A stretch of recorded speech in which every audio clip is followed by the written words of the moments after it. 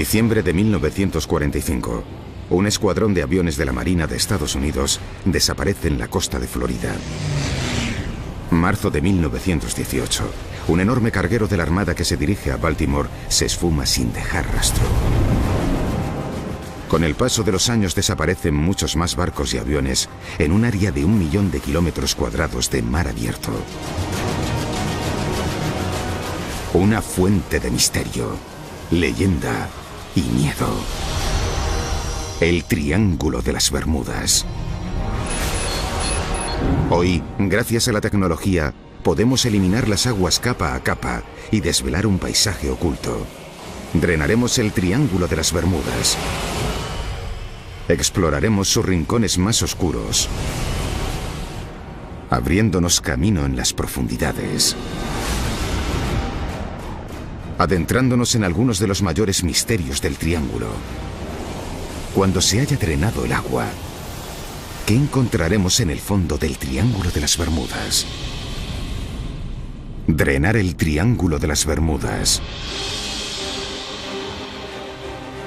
Bermudas. Un oasis a 1046 kilómetros al este de Estados Unidos. Durante siglos ha acogido el transporte por el Atlántico. Sin embargo, las aguas de la isla ocultan una amenaza mortal. Bermudas es tanto una zona increíblemente atractiva como reticente para los marineros que no tienen experiencia en navegar en sus aguas. El nombre de Bermudas infunde miedo a los marineros. Era conocida como la Isla de los Diablos. La paradoja de Bermudas como paraíso es que durante los primeros 200 o 300 años era un cementerio de barcos. Como guardián de barcos hundidos, el trabajo de Philippe Rouillat es rastrear y monitorizar los naufragios históricos de las Bermudas. Y aquí hay suficientes para mantenerse ocupado.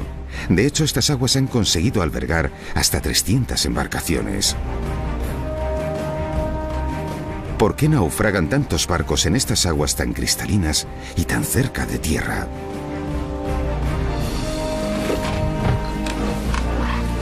Hoy, Philippe visitará varios navíos hundidos que podrían arrojar algo de luz en este misterio.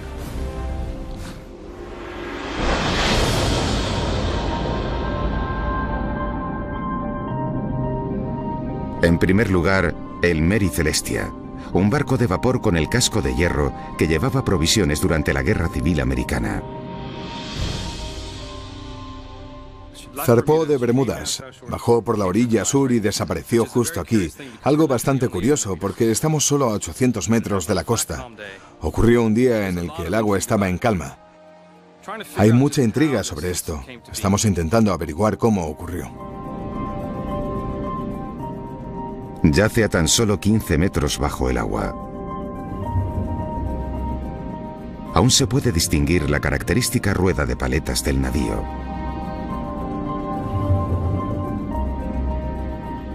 Alrededor de la costa hay otra embarcación, el Constellation. Y un poco más lejos otra, el Montana. De hecho, según los informes de Philippe, los barcos hundidos rodean la isla de Bermudas por completo. Está claro que hay algo ahí fuera que plantea una terrible amenaza para los navíos. Para responder a esto y a otros míticos misterios del Triángulo de las Bermudas, necesitamos ver qué hay bajo el agua. Necesitamos drenar el océano capa a capa para revelar poco a poco un paisaje extraordinario, nunca visto hasta ahora.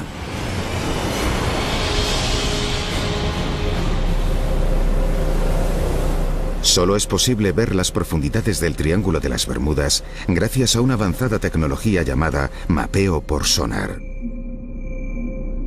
El mapeo por sonar despide ondas sonoras al suelo del océano. Las señales de retorno muestran la forma del objeto y la profundidad a la que se encuentra. Es la tecnología sonar la que puede ser de ayuda para destapar la causa de los cientos de naufragios que rodean la isla. Hola, ¿cómo estás, Nick? Bien, bien. ¿Y tú qué tal? El geólogo Nick Hutchins es un buscador de oro de nuestros días. Hoy va a utilizar el mapeo por sonar para cazar señales de formaciones específicas bajo el agua, cerca de donde se encuentran algunos naufragios de Bermudas. Lo que buscamos son depósitos minerales que podrían tener la forma de antiguas fumarolas, de fuentes hidrotermales conocidas como fumarolas negras. Nick cree que las fumarolas ahora extintas podrían contener metales y minerales poco comunes. Vamos en busca de oro y cobre.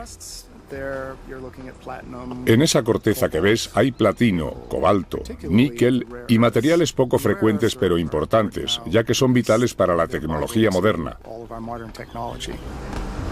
Con objeto de localizar metales de valor, Nick cuenta con un dispositivo sonar multihaz.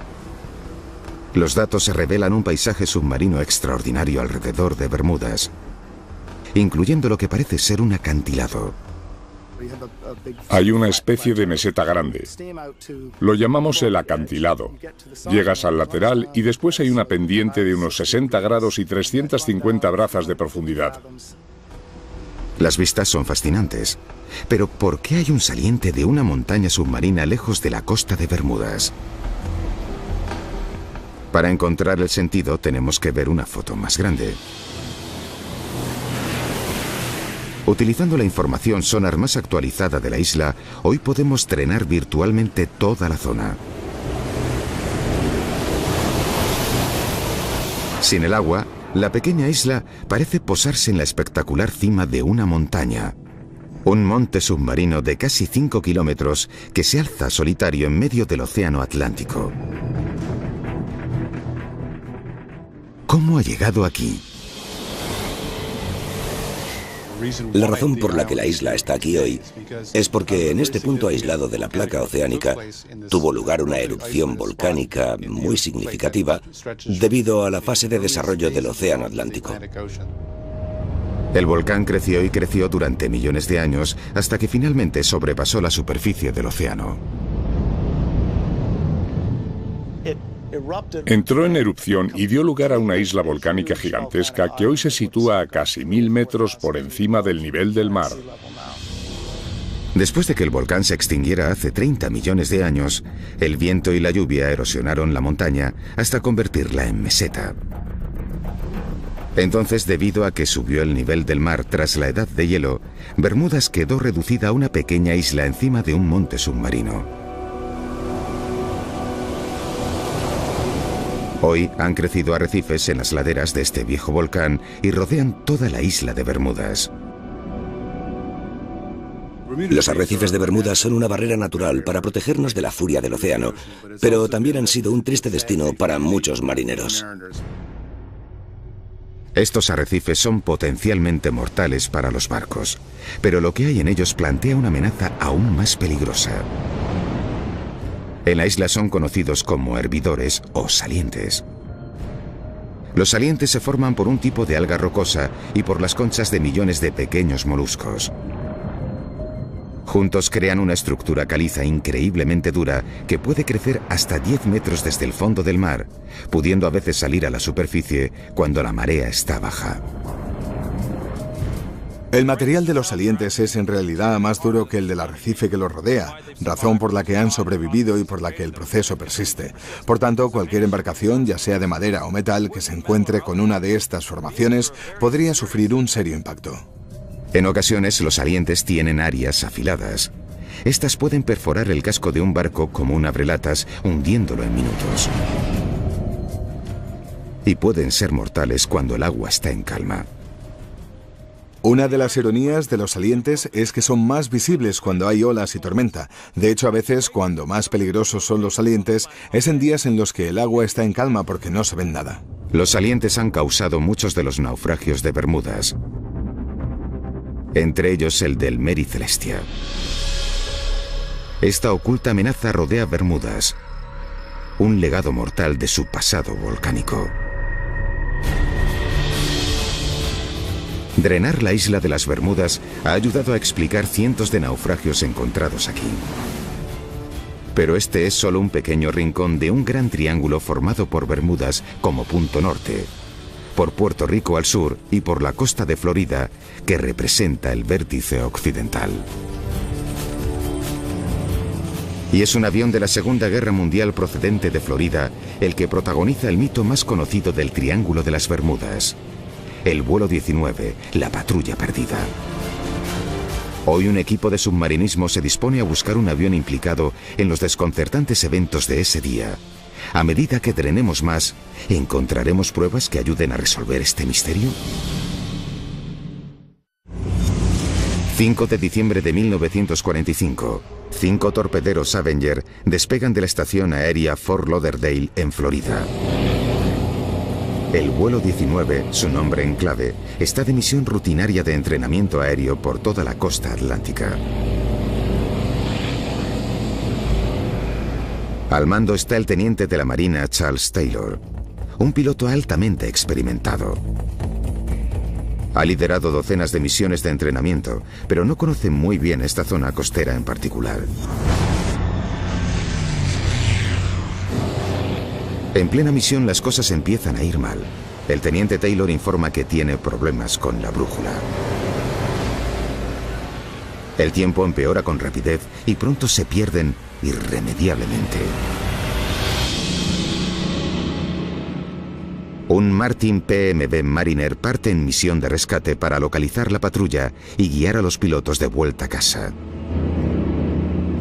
El Mariner manda un mensaje rutinario, pero después de aquello, nunca se vuelve a saber de él. No se han encontrado restos del vuelo 19 o del avión de rescate Mariner. Se han propuesto multitud de raras y fabulosas teorías para explicar la desaparición de estos aviones. Desde abducciones alienígenas a los efectos de niebla electromagnética. Es más probable que los pilotos se perdieran, se quedaran sin combustible o tuvieran que amerizar en alguna parte del océano. El Mariner y el vuelo 19 tuvieron problemas en algún lugar de la zona que rodea las Bahamas. Y por primera vez, hoy es posible drenar este área de casi 5 kilómetros de profundidad hasta el suelo marino. El drenaje revela una gran y uniforme área submarina conocida como la llanura abisal. Es como un desierto submarino gigante. Es fácil darse cuenta de por qué nunca se han descubierto restos del avión. Pero hoy, 70 años después, por fin estamos cerca de encontrar el avión de rescate Martin Mariner.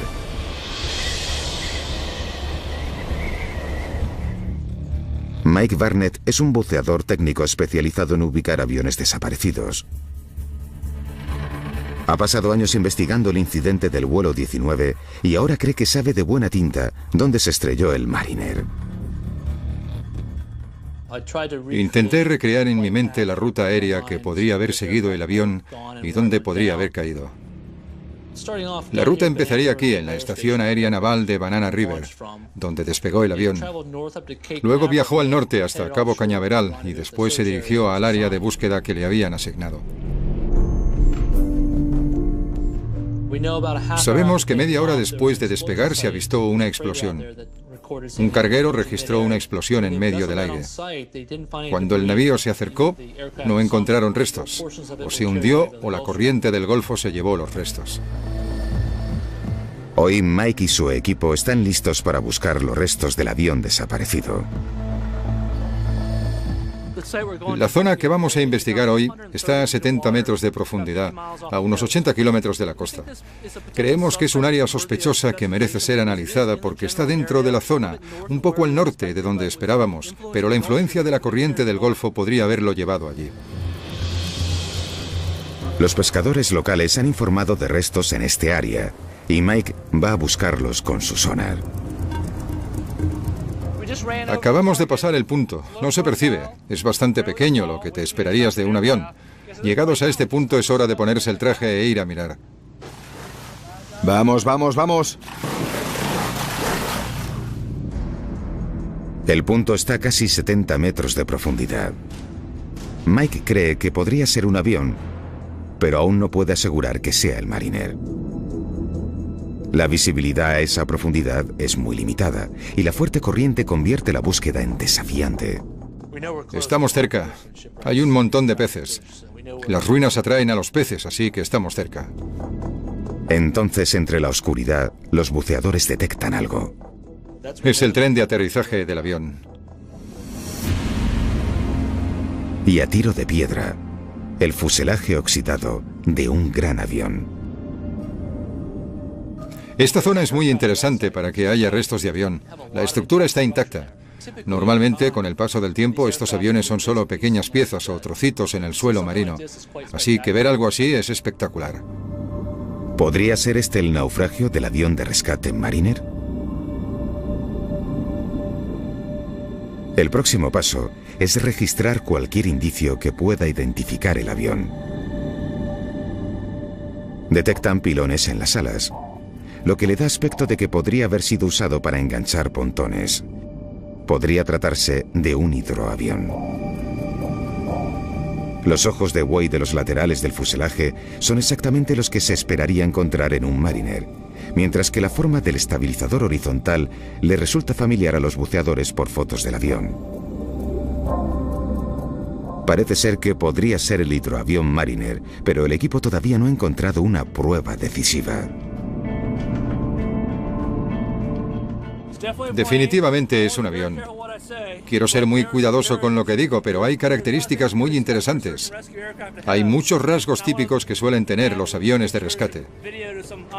Quiero volver y ver las fotos y los vídeos. Estoy emocionado, muy emocionado. Es algo que garantiza un mayor escrutinio. Mike necesita una opinión experta para identificar el avión, así que va a enseñarle la sesión fotográfica a un historiador de aviación, Roy Stafford. Roy es un antiguo piloto de la Marina de Estados Unidos y una autoridad en aviación militar americana. Este es el comienzo de la inmersión. Hemos llegado hasta el fondo y hemos seguido la corriente hasta encontrar el naufragio. Como puedes ver, empezamos a ver algunos restos que iban apareciendo. En principio hemos bajado con la esperanza de encontrar el Martin PMB Mariner, pero a medida que hemos recorrido la zona y buscado los restos, hemos visto piezas que no se corresponden con él. Por tanto, nos queda la pregunta de qué avión es. Bueno, por el sistema de frenos y las ruedas, podría ser un avión posterior a la Segunda Guerra Mundial. Vale. Salta a la vista. Está claro que es una parte de la cabina, de la ventana principal. Roy está 100% seguro de que estos restos no pertenecen al Mariner que han estado buscando. Pero si este naufragio no es el avión de rescate desaparecido, ¿entonces qué es? La respuesta podría ayudar a resolver otro misterio del triángulo. Esto de aquí es interesante. El ojo de buey que ves podría estar ahí para poner una cámara. Exacto, y se pueden ver varios de ellos por dentro. Son muy prominentes y llaman la atención. Se ve que es un avión con dos motores. Eso reduce las opciones. Solo hay dos posibilidades, dos pilones, uno a cada lado. Podría ser o un RB-66 que no tendría sentido que estuviera en esta zona, o un A-3 de la Marina. A Roy no le lleva mucho tiempo concluir de qué tipo de avión se trata. Es, sin ninguna duda, un A-3 Sky Warrior. Comparando el fuselaje y los pilones bajo las alas, el barrido con el detalle horizontal, el hecho de que el tren de aterrizaje se haya retraído en el fuselaje, son indicios absolutos de que se trata de un A-3 Sky Warrior. El A-3 Sky Warrior fue el avión de la Marina de Estados Unidos más grande de su época. Los archivos de la Marina muestran que uno de ellos se estrelló en 1960 mientras intentaba aterrizar en un portaaviones en la zona. Es bastante probable que los restos que Mike y su equipo han encontrado correspondan a dicho A-3. Sin embargo, el vuelo 19 y el avión de rescate Mariner siguen desaparecidos. La búsqueda para encontrar este avión continúa. Sabemos que está ahí fuera, solo es cuestión de encontrar el sitio exacto. Si tuviéramos que drenar la gran llanura abisal que rodea las Bahamas, en algún lugar encontraríamos casi seguro la patrulla perdida. Y según el estado de otros aviones naufragados encontrados en terreno submarino, este es el aspecto que deberían tener después de 7 décadas bajo el mar.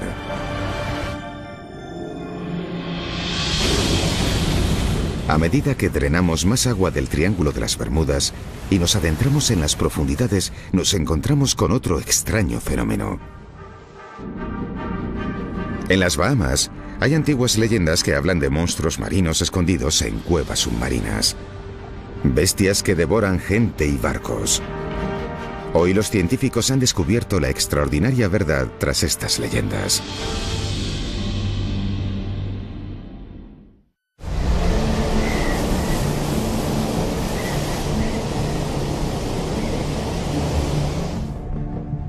A casi 90 kilómetros de la costa de Florida, en el punto occidental del Triángulo de las Bermudas, residen las Bahamas, un archipiélago de más de 700 islas. Aquí es donde encontramos una de las fuerzas naturales más misteriosas del Triángulo. Remolinos que, según las leyendas locales, pueden succionar gente y barcos. Si drenamos 5 kilómetros de océano, divisamos un paisaje impresionante. Las Bahamas se sitúan sobre una gran meseta caliza que emerge del fondo del mar. Se conoce como el Gran Banco de las Bahamas.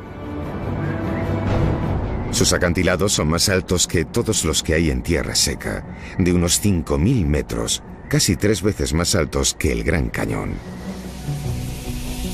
Más cerca de la costa se da otro fenómeno. Una de las formaciones rocosas más extrañas encontradas en todo el mundo: los agujeros azules. Cavidades submarinas gigantes que se extienden multitud de metros bajo el nivel del mar. El agujero azul de Dean es el más grande y el más profundo de todos. Tom Ayliffe es uno de los líderes mundiales de expertos en agujeros azules y es muy consciente de sus peligros. Ha habido casos en los que la gente se acerca demasiado al borde y hay una pendiente de arena muy empinada que cae de lleno en el agujero azul. Si no tienes cuidado y das un paso más allá del saliente, caes de lleno en él. Con el paso de los años, el agujero azul de Dean se ha cobrado bastantes vidas. Los isleños tienden a mantenerse alejados, advertidos por historias sobrenaturales alarmantes.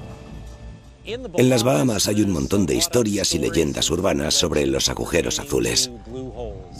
Una de ellas es que hay un monstruo llamado el Lasca que vive en el agujero azul y el agua que va y viene es en realidad el Lasca, este monstruo cuando inhala y exhala agua. Hay historias de embarcaciones que se acercaron al agujero azul y que fueron succionadas por la inhalación del Lasca. Sorprendentemente, Tom ha visto remolinos en el agujero azul de Dean, tal y como cuentan las leyendas. Cuando sube la marea, se puede ver cómo 3 vórtices o remolinos tragan agua simultáneamente en la cavidad. Tom está convencido de buscar una explicación racional a este extraño fenómeno.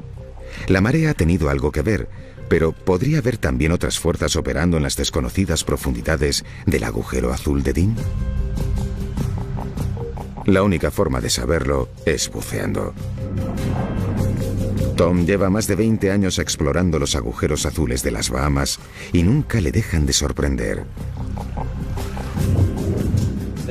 Son portales a otro mundo. Cuando buceamos en ellos, es como ir a un lugar que no parece de este planeta. Los agujeros azules son formaciones naturales poco comunes que los geólogos creen conocer. En la última edad de hielo, el nivel del mar era más bajo. En aquel entonces, toda esta piedra caliza sobresalía en la superficie. La lluvia ácida penetró la piedra caliza, erosionando la roca. Finalmente, el techo de una de las rocas se derrumbó creando la característica forma de botella del agujero azul. Debido a la subida del nivel del mar al final de la edad de hielo, toda la formación quedó sumergida. Tom se sumerge en el agujero azul de Dean y de repente este se ensancha. Cuando nos sumergimos a una profundidad de unos 20 metros, hay todavía como 50 metros bajo nuestros pies, según la cámara hiperbárica. A medida que nos sumergimos 20 metros más, vuelve a ensancharse y dobla su tamaño. Puede que unos 90 metros. Entonces, 30 metros más abajo, Tom localiza lo que parecen ser túneles laterales que salen del canal principal. Son pequeños, pero ejercen una poderosa fuerza de succión. Hay corrientes fuertes que intentan succionarte. Solo nos acercamos un poco, pero al volver tuvimos que cogernos los unos a los otros de las manos y empujarnos para librarnos de ellas. A casi 50 metros, Tom está en el límite de su experiencia en buceo. Nunca se ha aventurado a descender tanto. Un pequeñísimo número de buceadores expertos se ha atrevido a descender a la increíble cifra de 200 metros. Pero las profundidades albergan un vasto terreno sin explorar. Si drenásemos el agujero azul de Dean lo suficiente, revelaríamos no solo la gran forma embotellada de la cavidad, sino también la existencia de una red de túneles y fisuras que se extienden por las profundidades. Es la fuerza del agua que entra y sale de estos túneles la que genera el efecto de remolino, más que un mítico monstruo marino. Sin agua, el agujero azul de Dean es una estructura geológica abominable aún desconocida. Puede que los agujeros azules de las Bahamas tarden en revelar sus secretos, pero albergan muchos fenómenos inexplicables del Triángulo de las Bermudas. Hay leyendas extrañas acerca de gigantescos muros de agua que aparecen de la nada. Y una curiosa sustancia bajo el agua cubre el lecho marino con el poder suficiente para destruir barcos.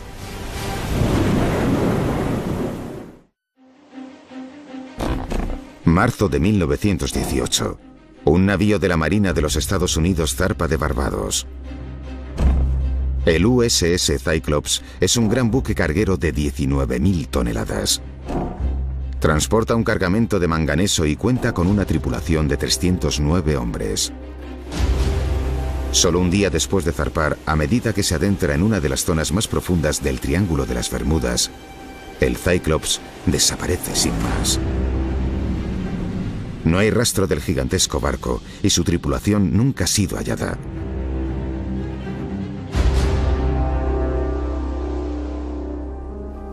Para Marvin Barrage, la historia toma forma de tragedia personal.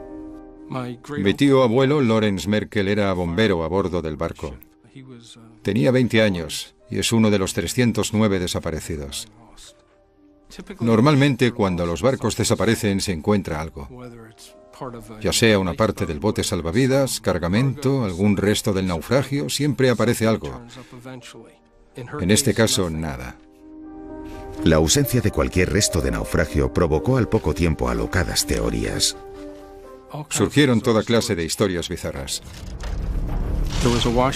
Un periódico de Washington, D.C. afirmaba que lo habían asaltado, lo habían convertido en un barco pirata y surcaba las aguas del Amazonas. Otros decían que lo había asaltado un submarino alemán. Incluso que lo había atrapado un pulpo gigantesco. Había fotos de tales incidentes en varios periódicos del país. Marvin ha dedicado su carrera a averiguar qué le ocurrió realmente al Cyclops. Ha analizado cada documento y registro relacionados con el navío. Se necesitan décadas de cuidadosa investigación, pero hoy cree que ha identificado una debilidad letal en el diseño del barco. En esa época era el navío de la Marina de Estados Unidos más grande y rápido a flote. Tenía el fondo plano, se inclinaba fácilmente. Podría inclinarse unos 50 grados a un lado y unos 40 por el otro. Ese fallo se pudo haber pasado por alto causando una gran catástrofe. De modo que, dada la tendencia del barco a inclinarse, ¿ocurrió algo que lo hizo volcar? ¿Algo extraordinario? Durante siglos los marineros han contado historias de olas aisladas. Enormes masas de agua que aparecen de la nada y que arrasan con cada barco que haya en su camino. Las olas solitarias han sido una leyenda durante cientos y cientos de años. Los marineros volvían y contaban que habían visto estas olas y que habían vivido la experiencia y habían sobrevivido. Según el doctor Simon Boxall, no se pueden seguir ignorando estas viejas historias. Con la ayuda de satélites podemos observar el mundo entero en pocos días y durante más de 20 años hemos observado y medido extrañas olas que en algunos casos han excedido los 30 metros. Por lo tanto, sí existen. Ocasionalmente las olas gigantes hasta se han grabado en vídeo. Esta, del invierno de 2012, se estrella contra un barco de emergencias en el Mar del Norte.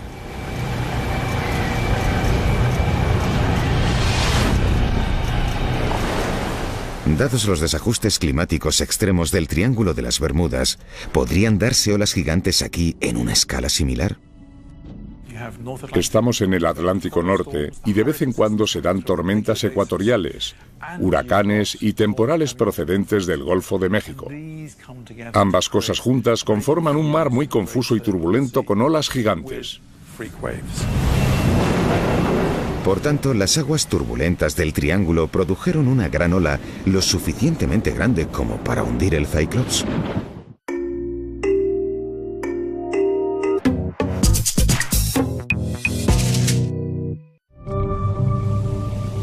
El Triángulo de las Bermudas siempre ha sido considerado una zona misteriosa. Ahora usamos la más avanzada tecnología para drenar capa a capa, destapar los mitos y averiguar qué ocurre en realidad. Sin embargo, a veces solo la ciencia experimental basta para encajar el viejo puzzle. El tanque de olas del laboratorio Coast en la Universidad de Plymouth, al sur de Inglaterra, es uno de los tanques de olas más avanzados del Reino Unido. Puede simular una amplia variedad de estados oceánicos que se suceden en el Triángulo de las Bermudas. Aquí los científicos se toman muy en serio la noción de olas aisladas o extrañas. Vamos a empezar con una simulación a 16 metros. Hoy, los oceanógrafos llevan a cabo un experimento para determinar si una ola aislada podría haber hundido un gran navío como el desaparecido barco de la Marina, el Cyclops. El equipo cuenta con un modelo a escala comparable al tamaño del Cyclops. Lo pondrán directamente en el paso de una de las extrañas olas. Primero generan un patrón de ola normal. Con olas equivalentes a 7 metros, la embarcación permanece estable. Pero cuando simulan un impacto de dos tormentas convergiéndose, el patrón de las olas cambia. Y de repente, como de la nada, una ola solitaria. Es el equivalente a una ola de más de 15 metros y el impacto al modelo en escala es evidente.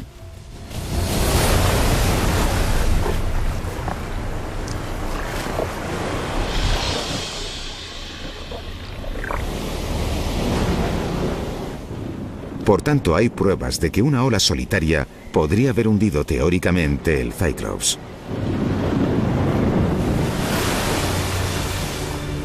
Pero hay otro extraño fenómeno que también podría ser el culpable de la desaparición del barco.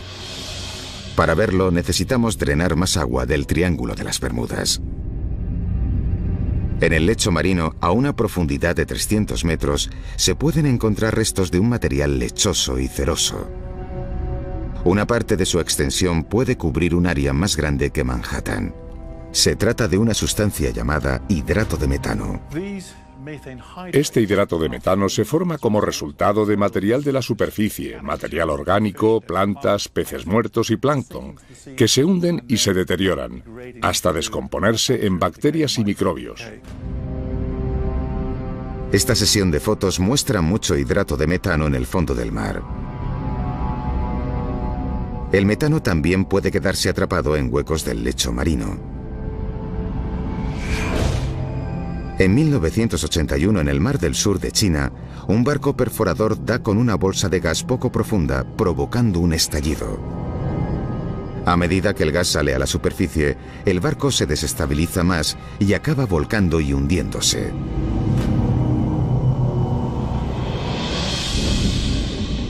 Cualquier movimiento a gran escala en el fondo del mar, como un terremoto o un movimiento de placas, podría mover una losa sustancial de hidrato de metano que podría convertirse en gas al salir a la superficie. Por tanto, una emisión de hidrato de metano podría haber provocado que volcara el Cyclops. Sobre todo porque era propenso a volcar debido a su diseño. Pero la única manera de determinar lo que ocurrió realmente al barco es encontrar sus restos. Después de haber estudiado todo lo que he podido sobre la distancia aproximada hasta la que podría haber llegado el barco desde que dejó el puerto, creo que pudo haberse hundido un día después de zarpar y que pudo haber volcado alrededor del área norte de Puerto Rico. Marvin tiene la esperanza de que se encuentre algún día el lugar del naufragio.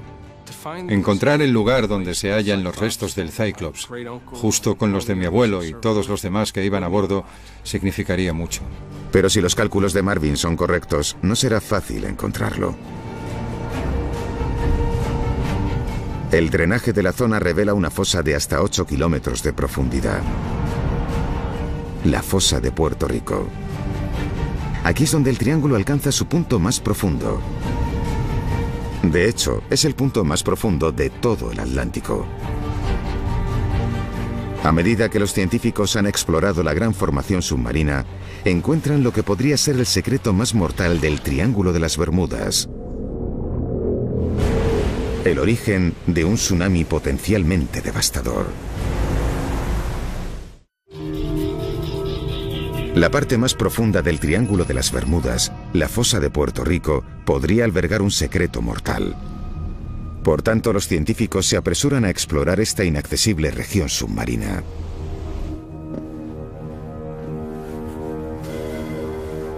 En el Laboratorio de Imágenes Remotas de la National Geographic Society han desarrollado una nueva y radical tecnología para grabar el fondo del océano. Se llama DropCam. Perfecta, está lista. Tras años de desarrollo, el ingeniero jefe Eric Berkenpass está preparado para probar su cámara en el océano de Chile. Es manual. Un peso adecuado sumerge la cámara. Todavía recuerdo las mariposas en el estómago de cuando lo tiramos por la borda al océano.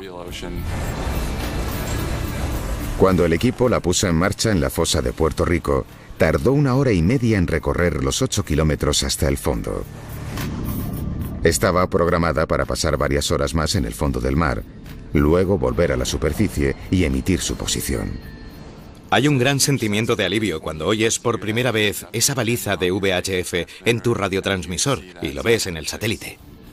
Estas son unas de las primeras imágenes del fondo de la fosa de Puerto Rico, a 8 kilómetros de profundidad. El proyecto de imágenes del fondo marino nos ha proporcionado una ventana a una de las regiones más inexploradas del planeta Tierra. Sin embargo, las imágenes son una serie de capturas que inmortalizan un área de tan solo unos metros cuadrados. Para drenar toda la fosa de Puerto Rico necesitamos mucha más información. El científico del Servicio Geológico de Estados Unidos, Uri Stenbrink, intenta mapear toda la fosa y cree que es necesario hacerlo.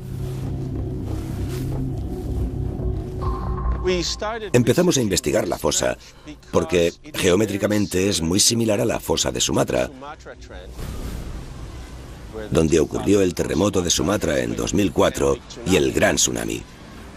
Resulta preocupante, porque un terremoto de magnitud 9 en la fosa de Puerto Rico podría desencadenar un tsunami que asolaría la costa este de Estados Unidos e incluso Europa. El equipo de Uri utiliza vehículos submarinos guiados por control remoto, llamados ROVs, para escanear la fosa y evaluar el nivel de amenaza del tsunami. Los ROV emiten impulsos sonar para obtener una señal lo más precisa posible. El mapeo en 3D revela grandes desfiladeros submarinos. En algunas de las fosas tectónicas, a veces hay muros que pueden alcanzar el kilómetro de alto o algo así. Los geólogos han descubierto que la fosa se formó debido a que el borde de la placa tectónica de América del Norte se situó debajo de la placa del Caribe y simultáneamente hizo fuerza contra ella. Pero lo que los nuevos datos sugieren hoy es que podría tratarse de un terreno ideal de movimientos de placas.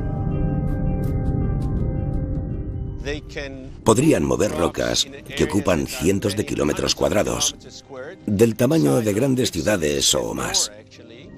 El grosor de las rocas podría ser de 200 metros o más. Así que estamos hablando de 10 o 20 kilómetros cúbicos. Por tanto, un movimiento de tierra submarino de esta escala podría ser una amenaza potencial para el este de Estados Unidos, provocando un tsunami tal y como teme Uri. Piensa en Boston, en Charleston, en Baltimore, y piensa en todas las centrales nucleares que están en la costa. Así que hay que estar preparado.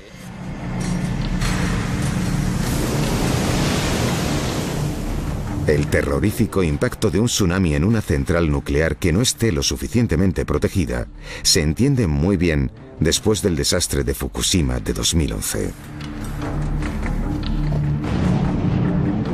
Para que se diera un terremoto de tal calibre en Estados Unidos, tendría que haber un terremoto de magnitud 9 en la fosa. Para entender las probabilidades de un terremoto a esa escala, el equipo de Uri cogió muestras de roca de la fosa y la analizó en el laboratorio. Lo que aprendieron será un alivio inmenso para todos los habitantes de la costa este. Aunque si vives cerca de la fosa podría seguir siendo desastroso.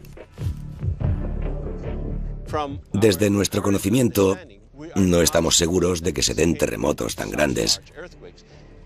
Pero no decimos con eso que no se puedan dar grandes terremotos de magnitud 8 u 8,5. También podría pasar. Puede que no llegasen a la costa este de Estados Unidos, pero aún así causarían un daño tremendo en el Caribe. También es posible que un terremoto formado en la fosa emitiera hidrato de metano, un indicio más que podría ser responsable de algunas de las famosas desapariciones de la zona.